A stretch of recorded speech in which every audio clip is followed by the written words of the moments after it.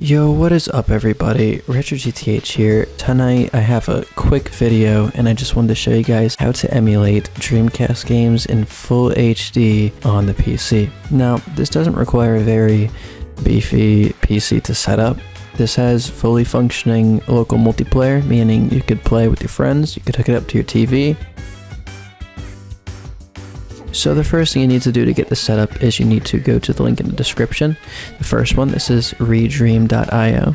This is the emulator that we're going to be using. Let's get it for desktop. We're going to download a stable release unless you want to be super cool and download a development release. These might have bugs, so it's better to go with this.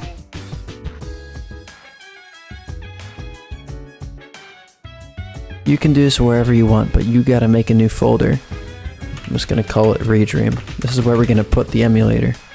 So you're going to run ReDream.exe. And as you can see, our emulator is now up. It's telling us that our game library is currently empty.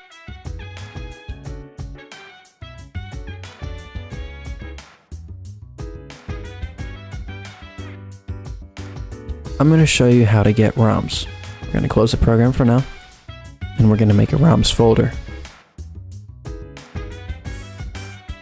I'm going to go into this ROMs folder, and now we're going to go to the second link in the description, my favorite ROM site, CD Romance.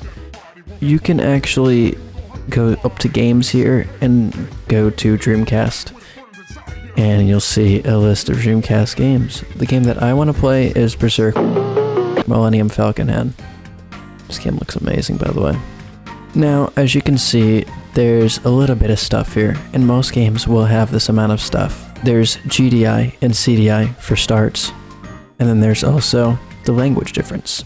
You can get the Japanese version of the game, or you can get the American version of the game. Since this game has a bit of text in it, obviously, I'm going to go ahead and get the English version. Now, here's the difference between GDI and CDI. Ideally, if you have enough space on your hard drive, which you probably will, since these games usually fall under a gigabyte, you want to go for GDI, because the GDI ROM is significantly bigger, which means less things are compressed, meaning less bugs are liable to happen, the textures are going to look better. So, you're just going to click on it, and it's going to download it. These games will be packaged using 7-zip in a 7z format, so you're going to need 7-zip for that. To get 7-zip, you need to go to 7zip.org. I always find that music by Rob Zombie. Okay, this further supports what I was about to say. I always find it cool to look at these Dreamcast games I've never heard of before. You'll find some really nice stuff. That's why CD Romance is my favorite.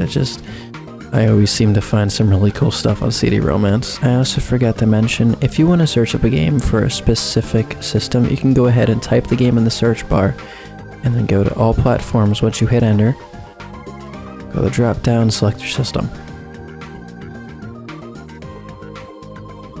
Now that I've got my game drag and dropped in here, we're going to go ahead and double click on it. We're going to go inside the folder. And as you can see, we got the GDI file, the bin, raw, and another bin. Just drag and drop this folder in here. Go ahead and open up ReDream once more. Okay, so now we need to add our library. Go to library, add a directory, and we're going to navigate to it. Usually it's going to be under users, your username, and then wherever you made the folder. And then this is the folder, Dreamcast ROMs. We're in windowed mode, and you might not like that, so go ahead, go to video, switch it to borderless full screen. I find that stuff works best in borderless full screen, not exclusive. So the aspect ratio, you can keep this at 4:3. 4:3 is the original square ratio. For some games, you can use 16:9. Berserk uses 16:9. This just really depends on the game. For most fighting games though, because they are square screens that they used to run on, it will be 4:3.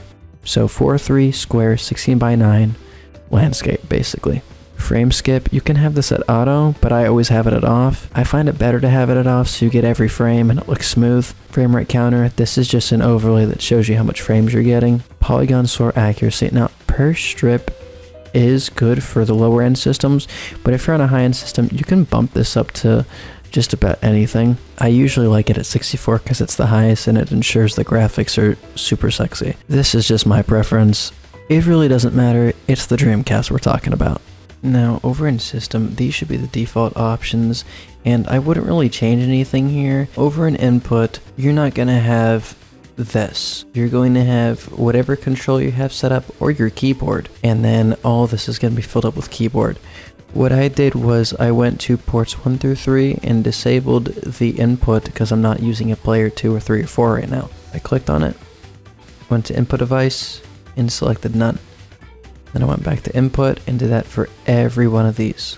Under input device, you can choose what input device you're using. I'm using my PS4 controller. You can customize your binds. It seems to be working here. I'm actually using my D-pad. I'm going to use my analog. It's working just fine. We're going to go back to games and we're going to test some gameplay just so I can show you guys that this works.